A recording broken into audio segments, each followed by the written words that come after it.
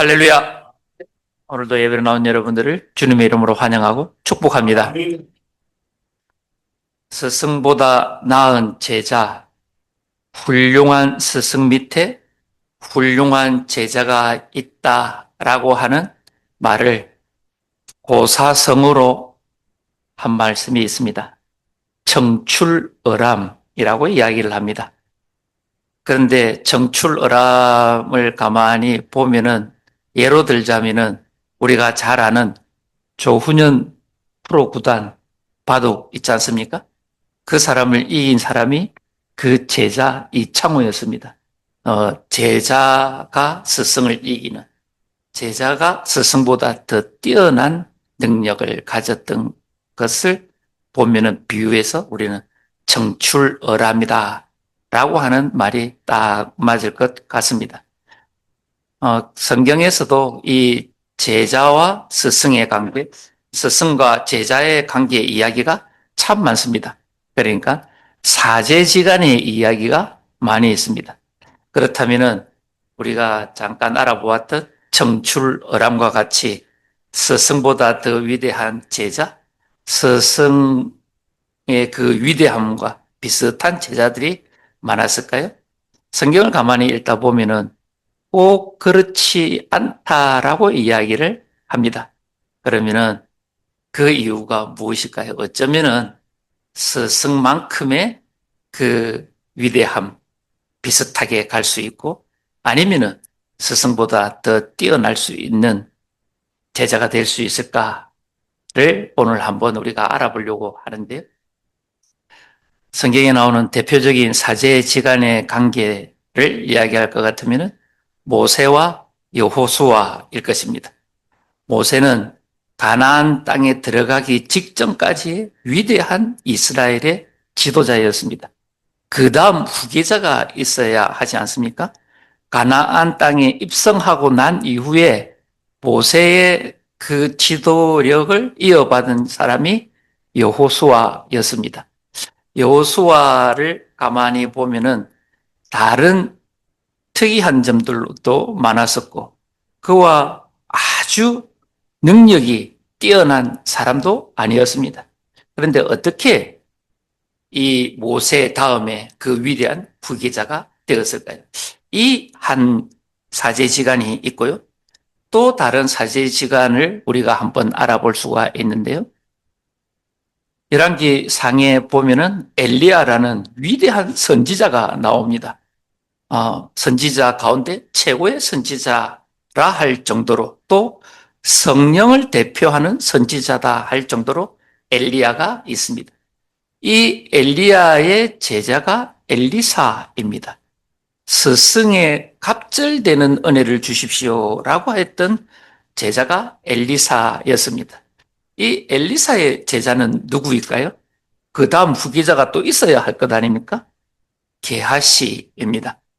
게하시인데 이들의 모세와 여호수아의 관계, 엘리야와 엘리사의 관계, 엘리사와 게하시의 관계가 한 단어로 딱 엮어진 게 있습니다. 그것을 한번 알아보려고 하는데요. 이 모세와 여호수아가 어떤 관계인가를 출애굽기 24장 13절에 이렇게 기록을 하고 있습니다. 그때 가만히 보면은요, 한번 읽어보실까요? 모세가 그의 부하 여호수아와 함께 일어나 모세가 하나님의 산으로 올라가며 가만히 보십시오. 모세와 여호수아의 관계가 어떤 관계라고 합니까? 부하 관계라고 합니다. 부하 관계. 그렇다면은 엘리야와 엘리사를 어떤 관계라 이야기할까요? 열왕기상 19장에 이렇게 또 이야기 말씀을 하시는데요. 함께 읽어보실까요? 엘리사가 그를 떠나 돌아가서 한 겨리소를 가져다가 잡고 소의 기구를 불살라 그 고기를 삶아 백성에게 주에 먹게 하고 일어나 엘리야를 따르며 수종 들더라. 엘리야와 엘리사 관계가 어떤 관계라고 이야기를 합니까? 수종 들더라. 그죠? 그렇다면은 엘리사와 게하시는 어떤 관계일까? 열왕기하 4장에는 또 이렇게 이야기를 합니다. 다 읽으셔도고요. 첫 번째 단어가 뭐랍니까? 그 사환이라고 이야기. 그러니까 엘리사의 사환이라고 하는 자가 게하시다라고 지금 43장 이야기, 즉 엘리사가 게하시한테 지금 일을 시키는 장면입니다. 그때 성경은 엘리사의 사환이 게하시다라고 이야기를 합니다. 그렇다면 이제 한번 쭉 돌아봅시다. 모세와 여호수아의 관계를 부하라라고 했습니다. 엘리사와 엘리야의 관계를 수종드는 자다라고 했습니다. 그리고 엘리사와 게하시를 사환이다라고 했습니다. 이 사환, 부하, 또 수종드는 이 단어 하나가 같은 단어입니다. 샤라트라고 하는 히브리를 쓰는데요.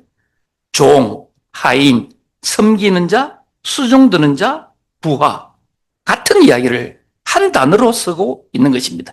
그러니까 여호수아의 스승은 모세가 되는 것이고, 엘리사의 스승은 엘리야가 되는 것이고, 게하시의 스승은 엘리사가 되는 것입니다.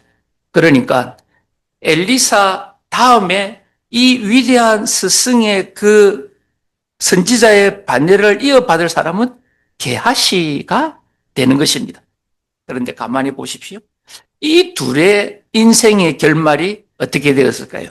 여호수아와 게하시의 인생이 어떤 결말을 가지고 올까요? 이 스승의 버금가는 일을, 그의 비슷한 일을 한 사람이 여호수아입니다. 그 위대한 가나안 정복을 완결시킨 사람이 여호수아입니다.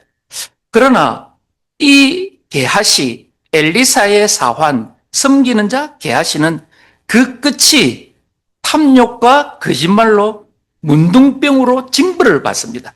하나님께 벌을 받습니다. 왜 이런 차이가 있을까요? 둘 다 위대한 스승 밑에서 아주 훈련을 받고 있었던 사람입니다. 게하시는 그때 당시에 선지자 학교가 있었습니다. 수백 명의 제자들이 있습니다. 엘리사 밑에 선지자 학교에서 훈련받고 교육받는 사람입니다.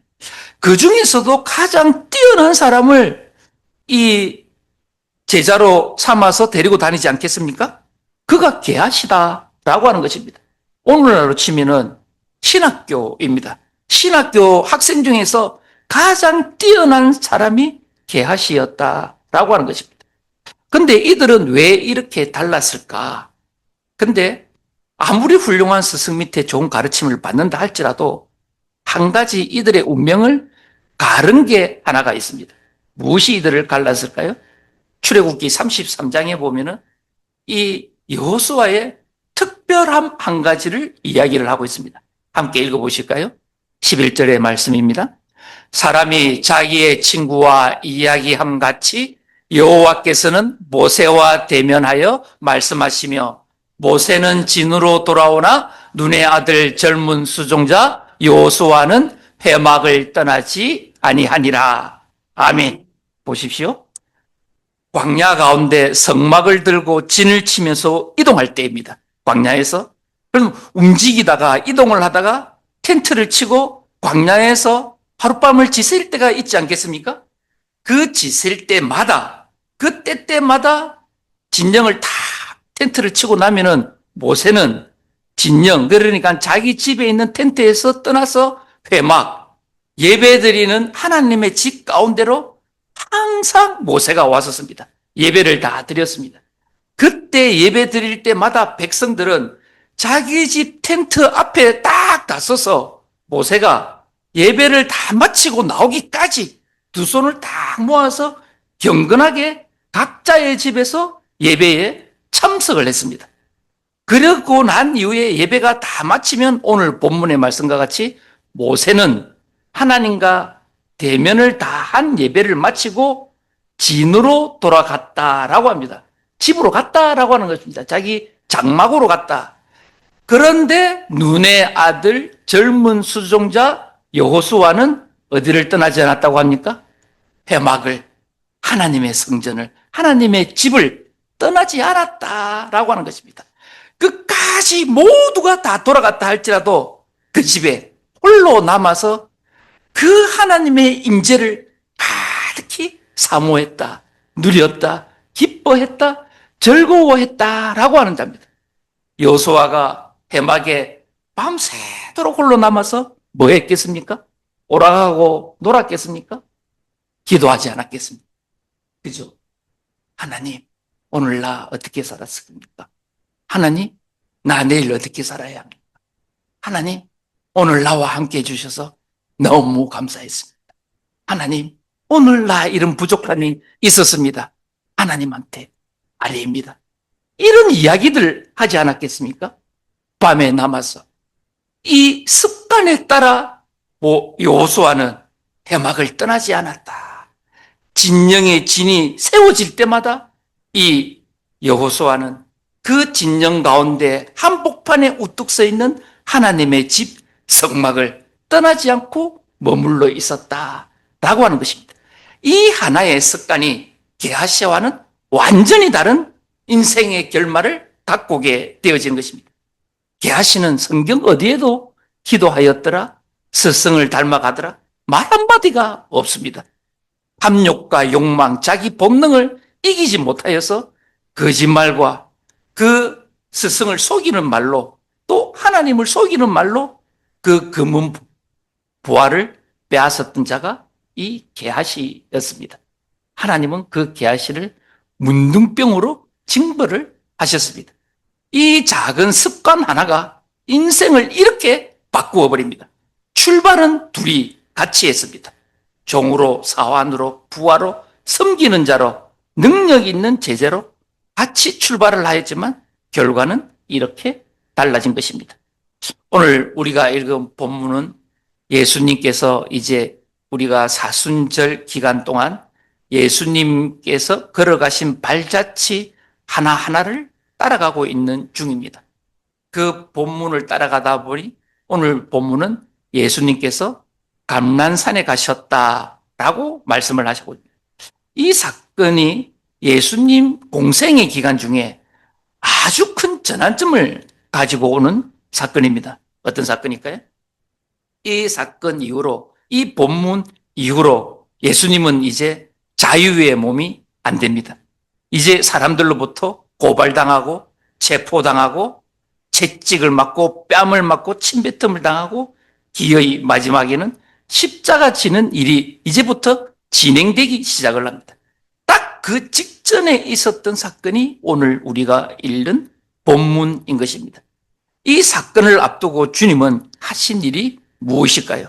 본문 39절에는 이렇게 말씀을 하고 있습니다.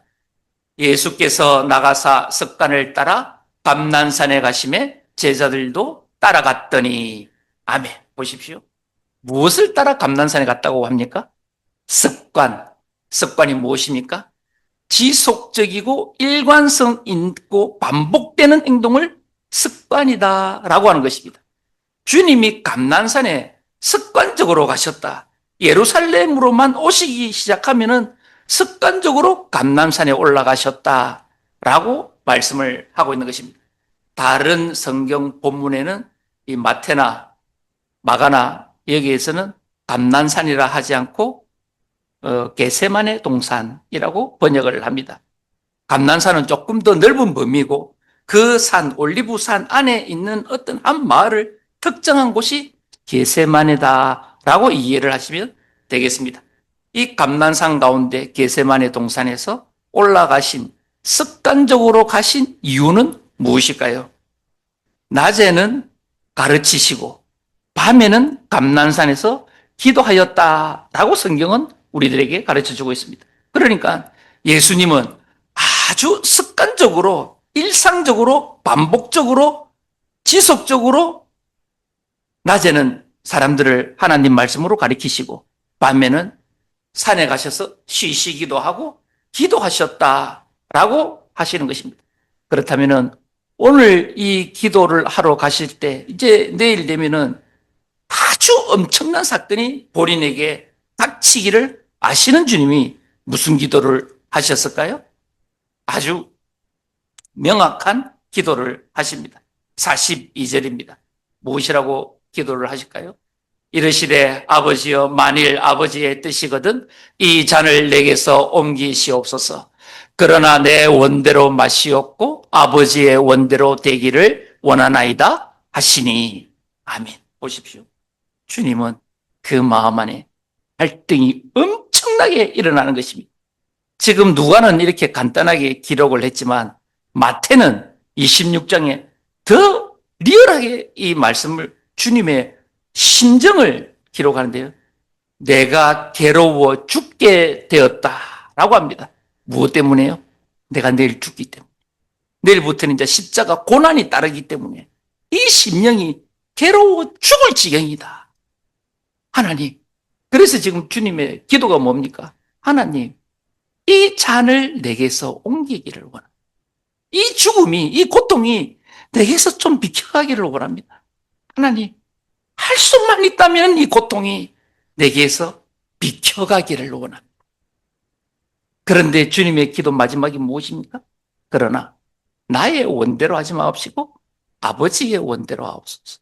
그러니까 나는 이렇게 지금 괴로워 죽을 것 같지만은 그러나 아버지의 원대로 하옵소서 라고 기도를 합니다. 인간의 연약함을 그대로 보여주시는 주님인 것입니다.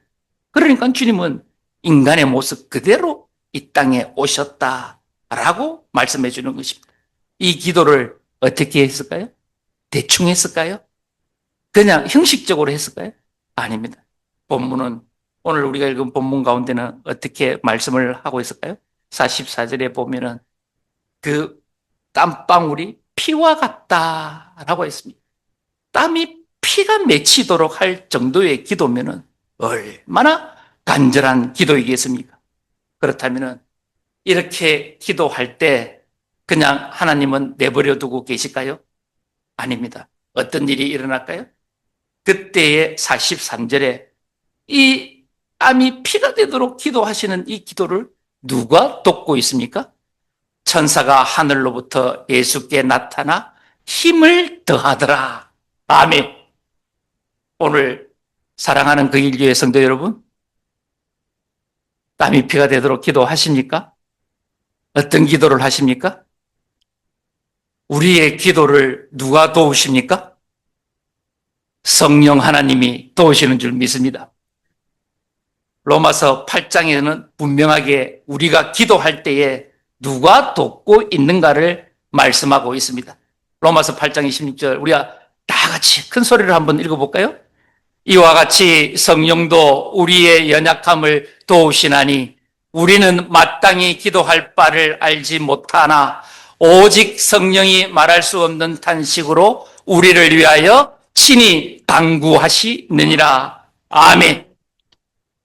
너무 괴로워서, 너무 답답해서, 너무 고통스러워서, 아는 것이 없어서 어떻게 기도해야 할지를 모를 때, 나의 내일이 모를 때, 내게 닥쳐있는 어려움과 고통이 어떤 그 큰 고통을 정말 견딜 수 없을 때, 기도 소리조차 안 나올 때, 어떤 기도를 해야 하는지조차도 모를 때에, 정말 마음이 무너질 그때에 우리의 아픔보다 더 깊은 한숨과 탄식으로 누가 기도를 하고 있다고 합니까?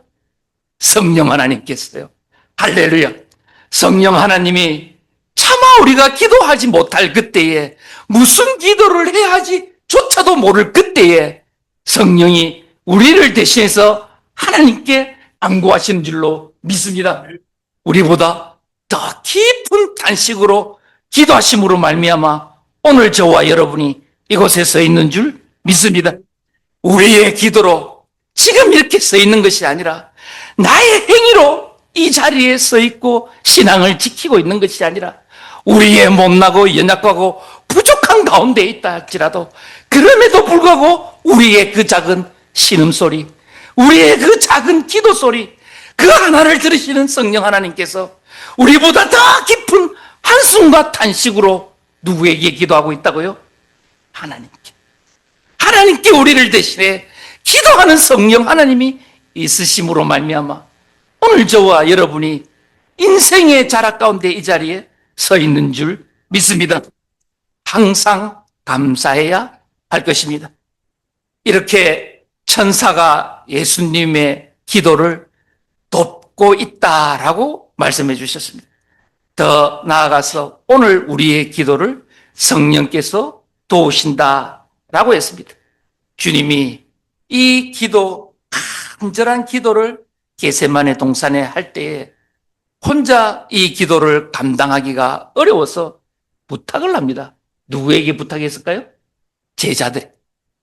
돌 하나 던질 만큼 거리가 좀 떨어진 곳에서 너희가 이제 나를 위해서 기도를 해라. 중보 기도를 하라. 라고 부탁을 하고 주님은 따로 떨어져서 기도를 하십니다. 1시간 뒤에 주님이 와 보십니다. 제자들이 어떻게 하고 있었을까요? 다 자고 있었습니다. 깨우고 다시 기도해 또 갔습니다. 또 왔습니다. 일어나고 있었을까요? 또 자고 있었습니다. 이 기도할 습관이 잡히지 않은, 기도가 몸에 배이지 않았던 이 제자들, 기도하라고 했을 때 기도하지 못하는 그 육신의 고단함에, 육신의 그 몸에 따라 그냥 쉴 수밖에 없고 잘 수밖에 없고 나태해질 수밖에 없는 그 결과는 어떠했을까요? 예수님이 기어이 십자가에 잡히셨습니다. 사람들로부터 뺨을 맞고 가야바의 뜰에 꿇지 앉혀서 침뱉음을 당합니다. 빌라도의 뜰에 잡혀가서도 그 군병들로부터 뺨을 맞고 조롱을 당합니다. 그때 곁에 누가 있었을까요? 제자들이 다 보고 있었습니다. 왜 우리 주님을 때리냐고, 왜 우리 주님을 조롱하느냐고, 왜 우리 주님을 채찍질하느냐고. 낯선 사람이 한 명 있었을까요? 아무도 없었습니다.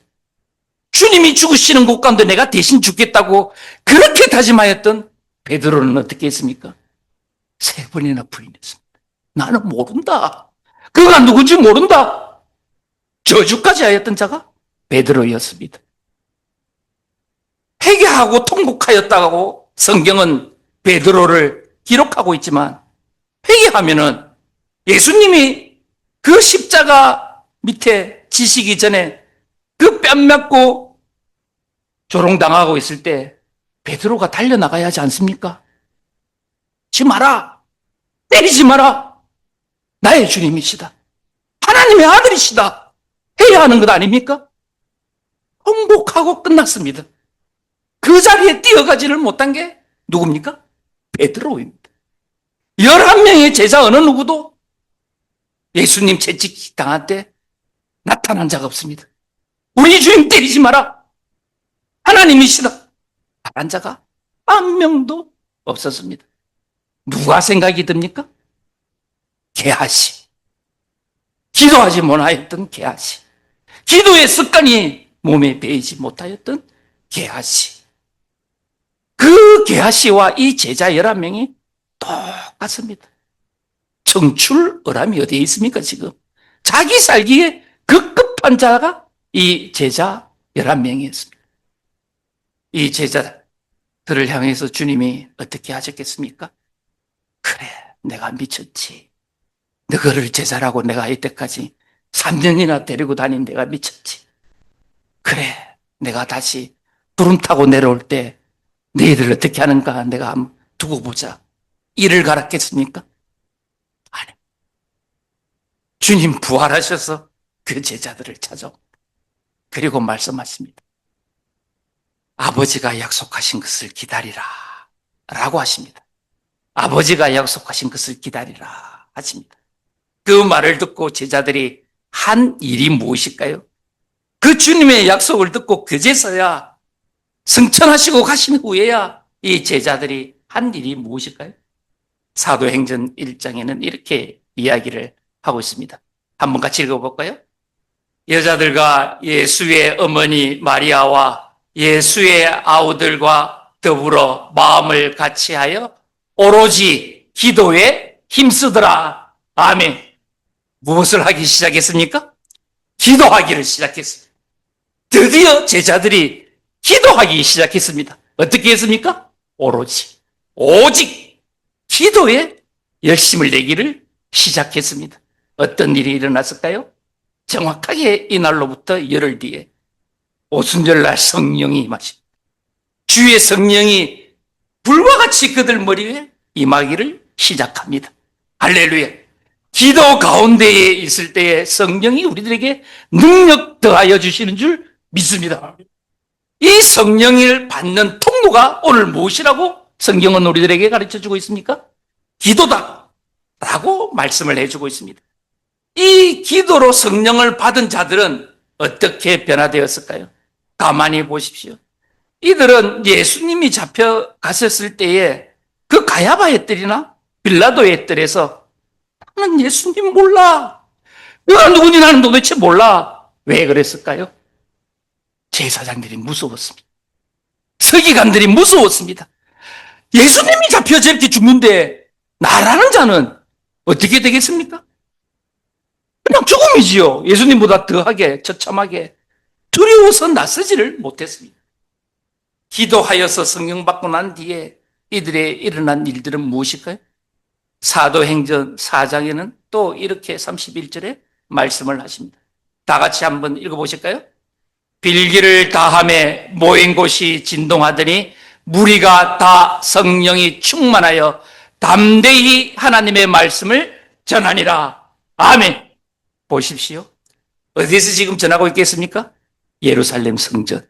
제사장이 있고 서기관들이 있고 헤롯 당원이 있고 사두개인들이 있고 율법사들이 있고 온 백성들이 예수 믿는 자를 잡아 죽이기 위해서 득실득실 그리던 그 예루살렘 성전 안에서 지금 이들이 하는 일입니다. 빌기를 다음에 무엇입니까? 기도를 다 마친 후에 기도를 습관적으로 열심히 하고 난 이후에 무엇이라고요? 성령이 충만하여 어떻게 해요? 담대히 무엇을 했다고요? 하나님의 말씀을 전하니라. 아멘. 성령이 오늘 우리들 가운데 있는 줄 믿으십니까? 성령이 오늘 우리들 안에 있으면 우리의 심령이 어떻게 됩니까? 담대히 되는 줄 믿습니다. 담대히 된다 하면은 가장 먼저 하는 일이 무엇이라고 말씀하고 있습니까? 하나님의 말씀을 전하는 것입니다. 복음을 전하는 것입니다. 하나님의 말씀을 전하는 우리 거길교회 성도가 어떻게부터 시작되어진다고요? 무엇으로부터 시작되어진다고요? 기도의 습관. 기도의 습관으로 우리는 성령 충만함으로 하나님의 말씀을 전하는 그런 자 될 줄 믿습니다. 사람들은 살아가면서 있잖아요. 인생을 긴 시간 살아가면서 너나 할 것 없이 누구 하나 없이 습관을 가지고 있습니다. 어떤 모양이든 다 습관을 가지고 있습니다. 지속적이고 일관성 있는 반복적인 습관을 사람은 누구든지 다 하나 이상은 갖고 있습니다. 그런데 그 습관이 사람을 죽일 수도 있고 살릴 수도 있습니다. 사람을 더 후퇴시킬 수도 있고 앞으로 전진시킬 수도 있습니다. 기도의 거룩한 습관은 우리를 반드시 매일매일 새롭게 창조하는 줄 믿습니다. 기도의 시작이 새롭게 되는 창조의 시작인 것입니다. 오늘 이후로 우리는 다시금 기도의 습관을 가지셔서 하나님께서 우리들을 새롭게 만드는 매일매일 새롭게 하는 그 창조의 인생이 되시기를 주님의 이름으로 축복합니다.